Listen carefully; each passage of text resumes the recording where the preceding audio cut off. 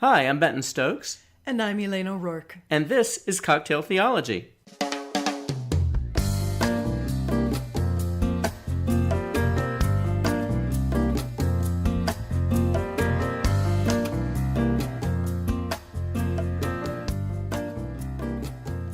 There we are. Hi. Hi. So I'm laughing because we were testing the microphones and we were saying hello, hello, hello. And I said to Benton, wasn't that a song? I mean, not the Adele song, but wasn't that a song? Didn't somebody sing a hello song? And he did a pitch perfect hello in the Lionel Richie voice. And I was telling him that now I feel like I'm sitting across the table from Lionel Richie and I'm going to have a conversation with Lionel Richie. And if you don't know who Lionel Richie is because you're really young, go look it up. It's good.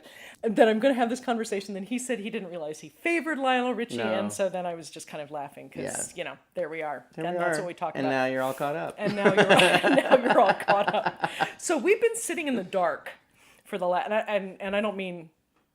we may have been sitting in the dark for the last 50 years or so, but we've been sitting here in the literal dark in the middle of the day because there was a big thunderstorm. Yeah, it came in really quickly and power went out. Yep, and there's power out all over the place. So we've been sitting in the dark with 2 candles that are not terribly useful for lighting, but they were cheery. Yeah. And with the end of the coffee, and I have finished my coffee, which is tragic. And we have batteries for our Zoom, so that's why we can talk to you. That's right, we do have batteries. So today we are actually exploring what is the role of politics in the pulpit. So that's what we're talking about. That's what we're talking about today. And politics are not just what you think of as politics. Everything is political. As people who want to seek after God in the way of Jesus, we are particularly concerned with the people we are becoming. Yes. And the people we are encouraging others to become. Right. Then layered on top of that is what we think is the right thing to do in the polis, in the community, in the whatever. Mm-hmm. So our take on this whole pastor, political, etc. stuff is how do we talk about things that matter in a way that is helpful and good and decent? Mm-hmm. And what's the pastor's role? If you haven't listened to my interview with Doug Paget, go back and listen to that. He has some good insights into that whole political pastoral conversation that we won't cover, but it's worth listening to. So go back and listen to Doug Paget. So that's what we're talking about today.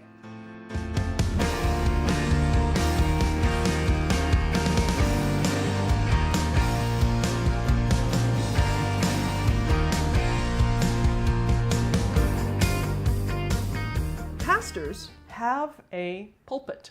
They have a position from which they can speak their concerns about a particular issue of the day or a larger issue. Mm-hmm.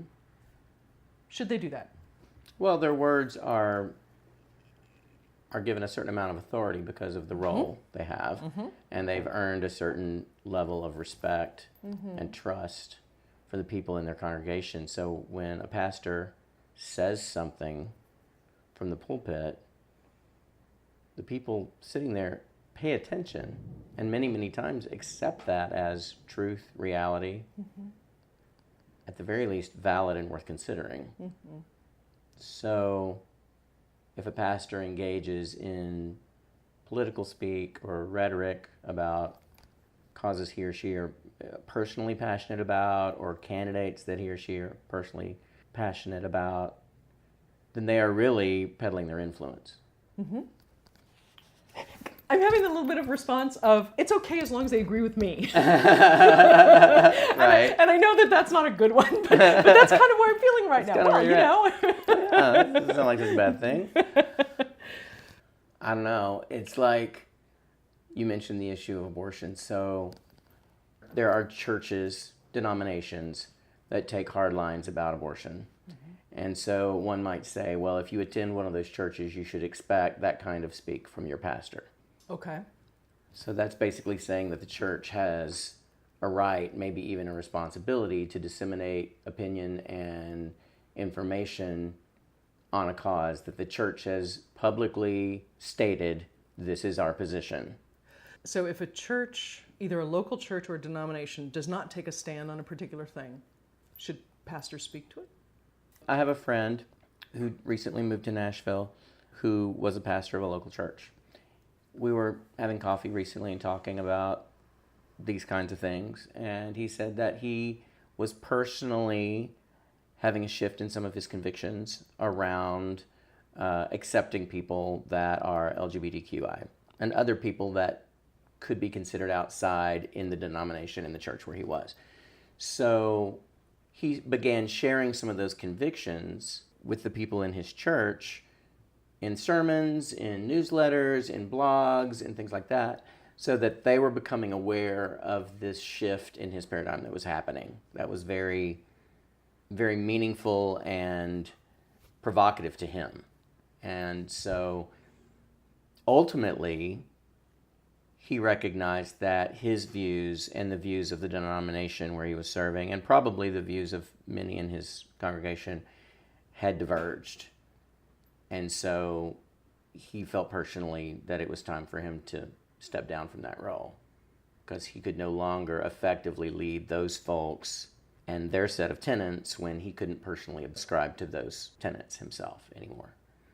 So I think there's some push and pull and give and take that happens when a pastor is leading a congregation and that pastor has personal convictions. There's another example that I know of where a pastor was leading a pretty prosperous and growing church and came out and said, we need to become open and affirming, and immediately lost about half of his parishioners. I think in situations like that, there probably needs to be a lot of open dialogue and transparency about where we all are on a particular issue. You sort of dive into that and explore that together to figure that out. And if ultimately the views of the leader are diverging from the views of the many, then at that point, probably the leader either needs to be stepped down or removed, because it's difficult to teach and shepherd a group of people when something that's core, you no longer have that in common. I am hearing you say that the shepherd role of the pastor to the congregation is the primary role. That's their primary relationship. So, if that pastor cannot effectively shepherd, whatever that means, that congregation in the way the general body of the congregation believes, that pastor is no longer fit or appropriate, whatever language you want to use, to shepherd that congregation. Is that what I'm hearing? If there's been like dialogue and transparency Sure. and openness, it's not like he says one thing from the pulpit and all of a sudden he's out because the one thing he said didn't square with, the board of elders or something. Right. But like a significant shift on an issue like abortion, for instance, if a pastor is leading a congregation that is opposed to abortion and he or she themselves has a change of heart on that issue, and that's fairly core to who that congregation is and how they believe, and at that point that needs to be discussed and that needs to be explored. And they either need to, they're going to have to come to some sort of terms about that. Right. In order for that pastor to continue to be effective as a leader. Because I think at that point, for some members of that congregation, if they stay, a level of trust has been either breached, or they might feel some misrepresentation, or they might, you know what I mean? So that it could be misconstrued or maybe not misconstrued, but in a lot of different ways that I can think of. That makes a local church ineffective in that everybody's preoccupied with this one issue. Right. So there's no community work going on, there's no service, there's no discipleship, there's no anything, because all anybody is thinking about and focusing on is this one thing. Right. And I think that that's a danger for any body of people. Sure. That once they've come to some particular conclusion, that's all they do. When I was in seminary, West Timor, anyway, whatever country it was popular at the time to advocate for that particular country and its position. Okay? It was not weird, meaning out of the ordinary, to go into a church of my denomination, and that's all they talked about. What would Jesus do about, and how do we help and really nothing else. Okay. They become one issue. It's the anti-abortion people. Right. It's the left version of the anti-abortion Right. people. I think part of the problem with that is God's world is a whole lot bigger than that one place. And individuals have lives separate from what they're doing about any particular issue. Sure. I mean, I think the narrowing is part of the problem. I think I have just a different view of this. So from my perspective, the job of a pastor, the role of a pastor, has basically three directions. One is as a priest, that is the person to stand as a conduit Yes. for God. Not the only conduit, but the consistent conduit. So priest, pastor, what you would probably call shepherd in this case, right? And prophet. Ah, right. From my perspective, in the congregations I've served and the people I tend to work with, prophet and priest are much more important than shepherd. I mean, first of all, I'm not very good at the shepherding thing. So I'm sure I lean to prophet and priest. But most of the people I work with have a few things that are really painful and horrible that they're dealing with, and I tend to be dealing with them on that. But on other things, they're walking around and the world is basically pretty okay to them. I feel like my role is more as prophet and priest. It's more like trying to really discern what God is trying to say to me. Compare it to scripture, compare it to decency, whatever those things are, really compare it, not just hold it as my own little thing and here it goes, but really try to make sense of it. And then to name what I see as truth. I think that's important. And it may be important for me to continue doing it even if my congregation doesn't buy it at all. Okay, yeah. The question, and again, it gets back to our first question, how are we doing it? How are we doing it? And certainly a lot of the pastors we see advocating for any particular position, the ones who are the loudest about it, tend to say horrible things about the other people and tend to get a lot of money for doing it. And there's something about that just feel, I don't care if they're for East Timor or they're anti-abortion, whatever it is. There's something about that seems suspect. Oh, yes. So that's definitely not in the character of Jesus. Jesus did not get rich talking about the brood of vipers. Right. Jesus did not gain fame talking about the brood of vipers. There's something about that desire for power over and that desire for recognition and the desire that is so anti what we think of as the way of Jesus. Maybe that's a place to go from. Maybe the texture is something along the lines of, if I am advocating for a position or a cause, and I thoughtfully pay attention to my own behaviors, my own thoughts, and I'm either aiming to destroy another person or disparage another person or gain power over that person or get recognition over the cause or make money from the cause, whatever those things are, if any of those things is true, I need to go back and rethink what I'm doing. Yeah, I would agree with that. So maybe it's that. Maybe it's we look at the character of the one we're following and say, am I living in that character? Yeah, that part is huge. You're right. Because, one would hope that if Fred and Ethel that have been going to this little church for 40 years... Is Matilda there too? Yeah, she's probably there too. Okay. But if Fred and Ethel have been going there for 40 years... And this particular pastor has been serving for, we'll say, 5. And for 5 years, they've enjoyed conversations with their pastor. Pastor was there for the birth of their grandchild. Pastor was there when one of the parents died. Pastor was there and has been very present as like another part of their family. Okay. And every Sunday, they enjoy coming and listening to the pastor share and shaking his hand afterwards or whatever. And so there's this familial trust thing that's built. And then all of a sudden the pastor, and not all of a sudden, but the pastor makes it aware. It feels like that, yeah. The pastor makes Fred and Ethel and others from the pulpit aware that his position is shifting on something, and it's something fairly significant in their view. You would hope that because they know the character of their pastor, because they've experienced life, ups and downs, and the pastor has been a part of that, as well as has shared in so many ways from Scripture and from personal experience that have resonated with themselves and their spirits, that would allow the pastor some latitude as he negotiates, struggles with, or just is publicly figuring out how to navigate something new. And it could be that he feels really strongly that the congregation needs to come with him. Like you're talking about, I think the role of prophet sometimes is that. There's some truth that's so pervasive and so powerful. And because the pastor cares a lot about these people and believes that this is right, that he may really want to convince them in his own way to come along. And certainly churches have shifted. Whole congregations have shifted on big major things. Again, I think a lot of it is how you do it. Being kind and being understanding, but being consistent. That is important in the evolution of any church.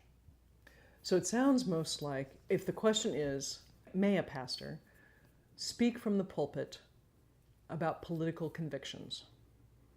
Should and may that person do that? Is that an appropriate use of that role?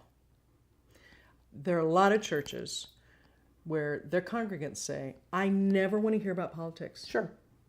What they don't realize is they're talking about politics constantly from the pulpit. It's just their politics, so they don't notice it. If I say, if you want to eat, you need to work, that's a political statement. It is. And if you think, well, if you want to eat, you need to work, you're not going to hear that as political. You're going to hear that as personal. If you don't think that you're going to hear it as political. Oh, the person is talking about these people who don't work and we still feed them. So I'm not sure it's possible for a pastor to avoid talking politics. And it's disingenuous to say pastors shouldn't talk politics because there's nothing that is apolitical. Political is just us. Yeah. But what I'm hearing is that if the pastor is speaking on something that is not what the congregation would normally adhere to, then the pastor's way of doing it and the sense of walking with these people whom the pastor loves and has relationship, that's the key to whether the pastor should do it. Is that right? Well, it all begins with the pastor's personal convictions. Right. So clearly the pastor would have to have convictions about something that warrant those kinds of actions. So it all, of course, starts there.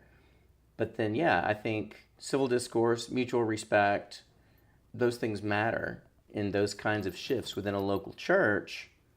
I think the way that it's handled matters a great deal to people. If they feel heard, if they feel respected, if the person in charge, if the person who's leading has earned their respect and trust, and they're more willing to go.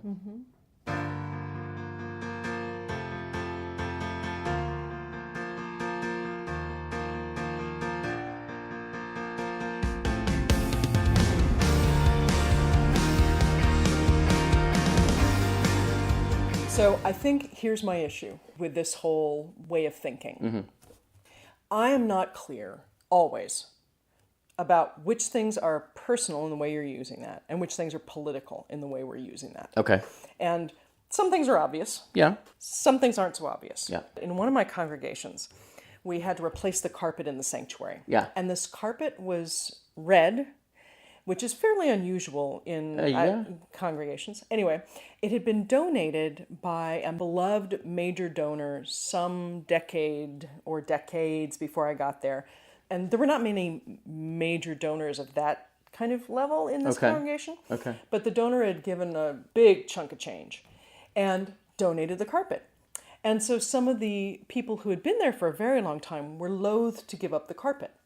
Okay. Well, once they decided that the carpet was a safety hazard and my putting duct tape over the holes was probably not a great idea, Yeah.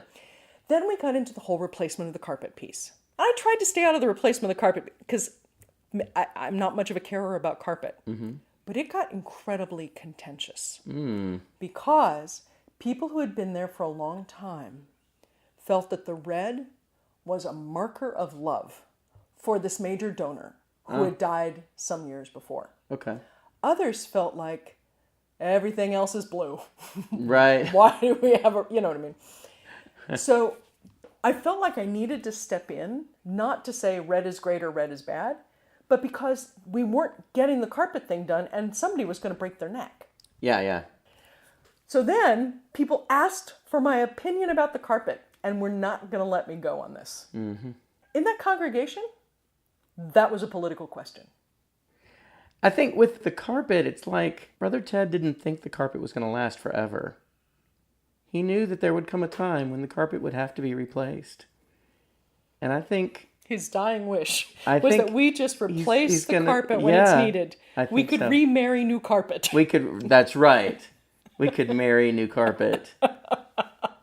After I'm gone, want you to be happy, marry some new carpet. That's what I should have said. Yeah. Brother Ted. That would have been awesome. Brother Ted. So I could have said to Fred and Ethel, look, Brother Ted Right. did not expect this to go on forever. No. And he may have just wanted red carpet because red was popular at the time. Brother Ted did this. And then they would say, well, then we need to still keep red carpet going. Right. Anyway, if I'm the pastor of a church and my people have an active conversation going about an issue, and I have a conviction about something having to do with that, Yeah. is it okay for me to talk about it, or is it incumbent upon me to talk about it? I kind of think that's up to you. Okay.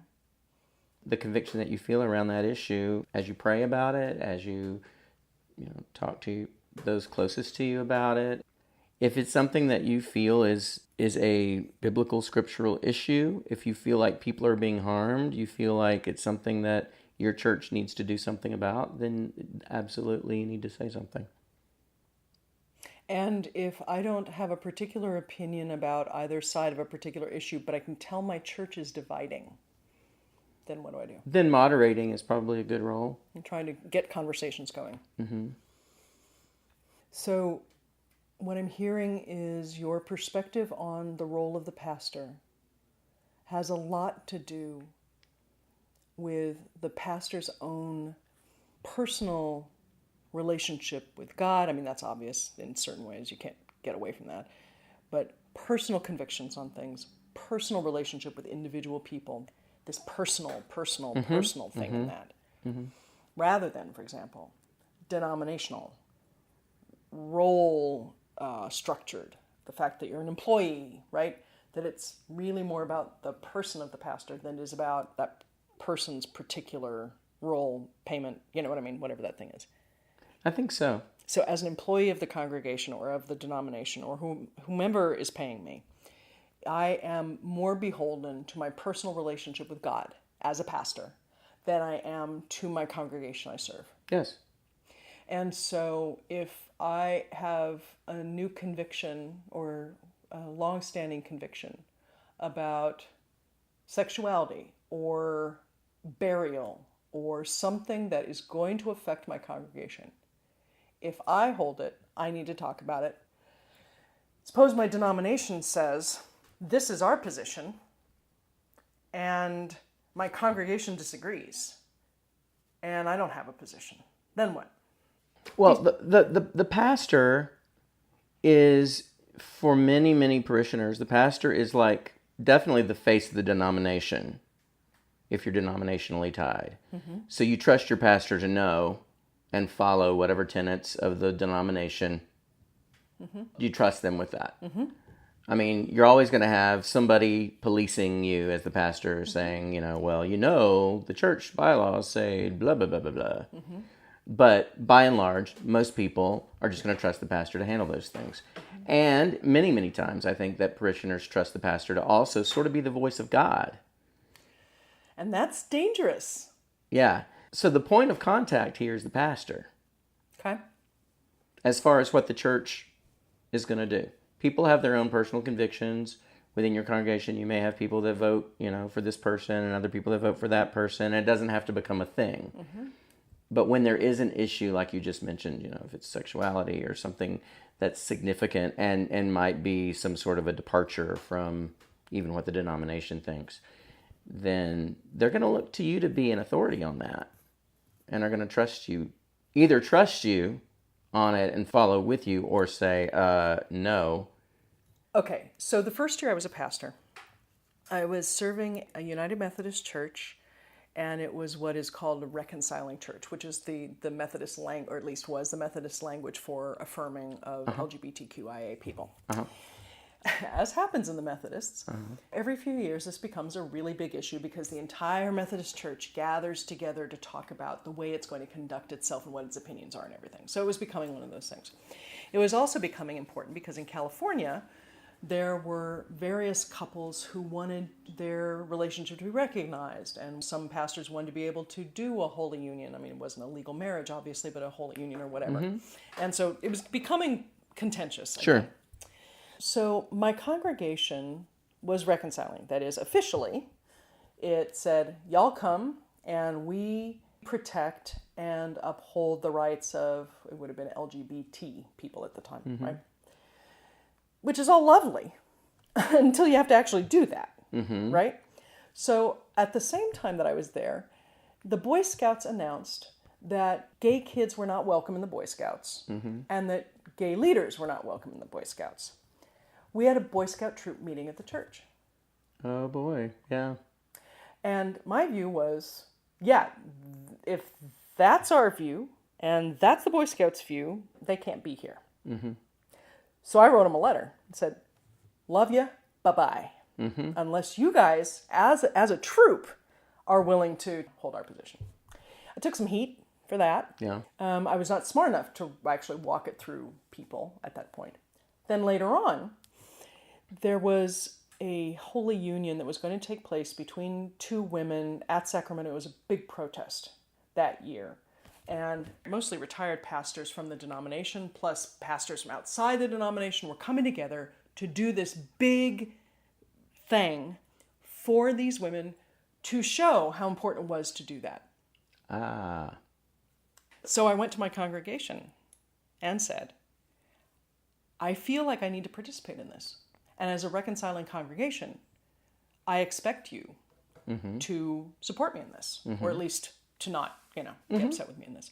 And this goes against our denomination's rules, and I can get thrown out for doing this. Right thing, wrong thing? Because what I've now said is I'm going to do something in defiance of the law of our denomination. We have taken a position that supports mine, but my action will be against the law of the denomination. I mean, I wound up leaving the denomination because I couldn't keep fighting this battle. I couldn't be mad all the time about this. Right. But is that the right thing to do, wrong thing to do? Is it a personal choice? Is it... I think you could have treated it as a personal choice. I don't think you were in any way wrong for telling the congregation, and I don't think you were in any way wrong for expecting their support. But I also think it would have been okay for you to just go and participate. Suppose I had talked to the elders of the congregation and said, as a reconciling congregation, I think it is important to make our voice heard, that we support this couple who wants to have their relationship sanctified, or at least acknowledged as sacred. And my elders had said, we disagree. We're not going to kick anybody out for being gay, but we're not going to say it's okay. Then what? I mean, it depends on whether or not, I guess, you perceive that as an impasse. I think you could take that to the congregation at large. Okay. And say, here's what we have said we are. I've always been very clear, this is my view. This is an action that I'm going to take. Would like your support regarding being a welcoming and affirming church. This is what we have said we will do. And that's what I expect us to do. Okay. And then if it's an impasse, then either, you go or they vote you out, or you decide that you're going to part ways. Because, I mean, that could be, one of those hills you die on. Okay. But it is that in that case about my personal convictions about this event, whatever the event is, my personal convictions as the pastor about this event, let the chips fall where they may. Yeah, probably. Okay. And by doing it, I have not betrayed my congregation. No. See, I think that's interesting. But I think that it is a challenge. It's yeah, of course it's a challenge. Because Absolutely. that sense of wanting to do what they believe is right, and also wanting to represent their congregation, and to be that public face of the congregation or the denomination or whatever it is. The question is which one wins. And what I'm hearing you say is that your personal convictions win, even if your personal convictions are vile and repulsive, and you let the chips fall where they may. I guess if you determine that, yes, that's, again, a hill you'll die on if you have to. So, if a pastor of a megachurch that all believes that refugees are refugees and not automatic criminals, If the pastor says, no, they're criminals, take their children, they knew what they were doing when they tried to come across the border, we should take their children away and that'll discourage other people from coming. The pastor should go ahead and do that, state it loudly, state it clearly, be interviewed on NBC or wherever they're getting interviewed, regardless of what the congregation thinks. If the pastor feels that strongly about it and is willing to go to those lengths, then the congregation, it is certainly within their rights to say, no, we don't support that, and we don't want you leading our congregation anymore. Okay. You don't represent us. Okay. So the pastor's role then, at base, at bottom line, is that personal conviction aspect. I think the personal conviction aspect is very, very important. Okay. I look to a pastor to be transparent about those things if the pastor deems them important enough to bring them to me. I don't care what my pastor has for breakfast. I don't care what my pastor thinks about certain issues because they're inconsequential to me or to the universe, frankly. But on big things that matter to me, and of course in a congregation of 100 people, you got 100 different important things. Right. But I would like to think that I can trust my pastor to be, again, the face of the denomination, and in some cases the voice of God. If I'm floundering and I'm looking for somebody to help me figure something out, Sure. I'm listening for that. So I think personal conviction is really, really important. I don't think I would want to be a part of a church where really the pastor was just either like a puppet for the for the denomination, Or the congregation. for that matter, or was being very public about positions on things because they were pursuing power or were getting paid for it or whatever. I would like to think that personal convictions are a very central and key part of who they are and what they bring to the job. Which is probably why we do a podcast. Probably why we do a podcast. Because it's about our personal convictions. Yeah, right. I will think about that the next time that a pastor does something that we find or you find or I find repulsive. Why are they doing that? Why are they doing that, and is their congregation with them, and are they essentially bullying their congregation? Oh, yeah, and that happens a lot. A lot. So there's that distinction between my self-monitoring for my will to power, for my desire to harm, for my ego, for my making money, whatever the thing is. I Right. self-monitor for that. Right. That's the good thing. Many pastors never do that. Not all, and I don't think the largest percentage don't do that, but there's a percentage that doesn't do that. I'm weighing that, and I'm also looking at whether I am behaving poorly towards my congregation. And the way in which I am phrasing my personal conviction to the congregation. What do you guys think? Have you experienced good or bad influence from a pastor that has changed your position, changed your mind about a position, moved your church from one place to another? How do you guys feel about that? And if you're a pastor, have you been in that position of feeling convicted about an issue and having to take it to your congregation, and how did they respond to that? Yeah. We would love to know that. Yeah, we would absolutely love to know that. So you can reach out to us at cocktailtheology.com, schoolforseekers.com. You can also find us on all the socials. Email is info at school4seekers.com. You can email us there. You can track us down individually with our personal convictions on all the socials. Personal addresses. Our personal addresses on all of the socials. We're easy to find, and we would love to hear from you because what you think matters to us. I don't guarantee it will change our minds, but we want to hear it and hear what your experience was so that we can come to some kind of understanding of each other. Yeah, absolutely. That understanding is critical to becoming the kind of people we want to be. Yep. Thank you so much for tuning in today. Thanks, you guys. Bye. Bye.